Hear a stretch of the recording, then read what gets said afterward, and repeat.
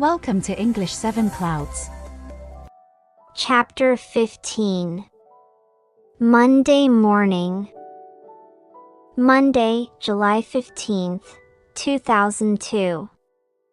Belsize Park, London.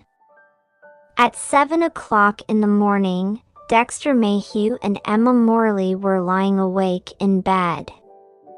They were thinking their own thoughts. They were now living together most of the time. Emma still kept her own flat, but at last they were close friends and lovers as well, and really, life was good for them both. Emma's thoughts that morning were about the July 15th the previous year. She thought about that and about what had happened since then. Dexter's visit to Paris had been difficult at the start. But she had quickly realized that she hadn't really moved on from him and that probably she wasn't able to move on from him. So she'd finished her relationship with her French boyfriend. Dexter had stayed with her in Paris for the whole summer and they'd returned to London as a couple. These days, Emma usually slept in Dexter's flat in Belsize Park, and during the daytimes, she went to her own flat, 2 miles away. She rode there on her bicycle and wrote her books there. Emma's series of books about Julie Criscall was selling very well.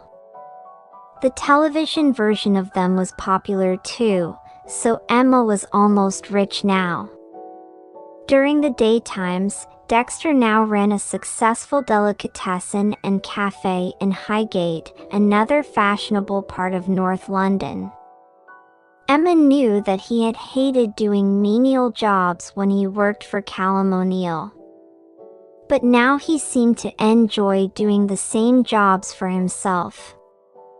He enjoyed making the sandwiches and coffee for his customers at the deli.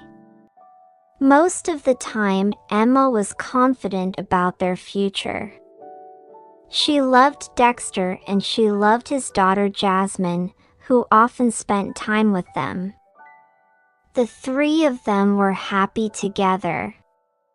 This was good for Jasmine, because Sylvie and Callum were not getting on well together.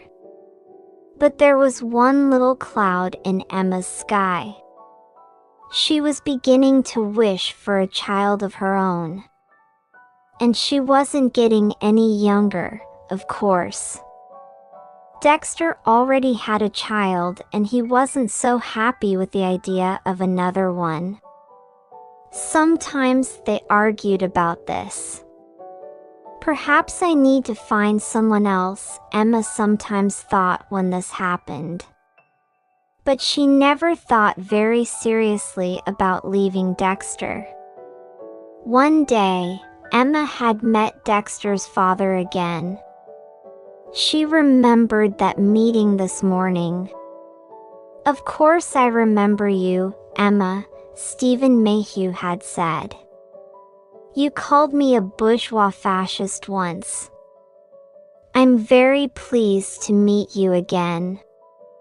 And he'd told her, "Dexter is so much better now that he has you with him. Suddenly, I like my own son again. It's wonderful." Now, as Emma stopped remembering things and started to get up, Dexter spoke. "Why do you still keep your own flat, Emma?" he said. "You can live here all the time. You know that." "Dexter, are you asking me to be your flatmate?" Emma replied, pretending to be surprised. "It's taken you a lot of years, hasn't it?" "Yes, I think I am," Dexter said. "And, yes it has. But that's what I want." "The flat's really too small, Dex," Emma said after a few moments. "Well, let's buy a house together, Em," Dexter said.